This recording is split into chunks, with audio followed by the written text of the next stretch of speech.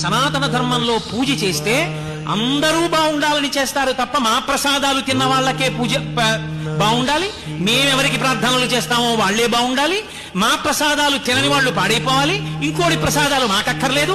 ఇలాంటి పూజలు సనాతన ధర్మమునందు ఉండవు. అందరూ బాగుండాలని పూజ చేస్తారు.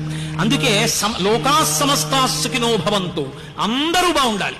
ఈశ్వరుణ్ణి వ్యతిరేకించిన వాళ్ళు కూడా బాగుండాలి, వాళ్ళల్లో కూడా మార్పు రావాలని పూజ చేస్తారు. అందుకు 108 నామాలు. ఎవరు పుట్టినా ఆయా నక్షత్రాన్ని చెప్తారు. పుట్టినప్పుడు వారం ముఖ్యం కాదు, తిథి ముఖ్యం కాదు, నక్షత్రం ముఖ్యం. మీరు ఏ నక్షత్రంలో ఏ పాదంలో పుట్టారో దాన్ని బట్టి జాతకం వేస్తారు. జనన మరణముల యందు నక్షత్రం ప్రధానం. 27 నక్షత్రాలు, ఒక్కొక్క నక్షత్రానికి 4 పాదాలు. 27 × 4 108 పాదాలు.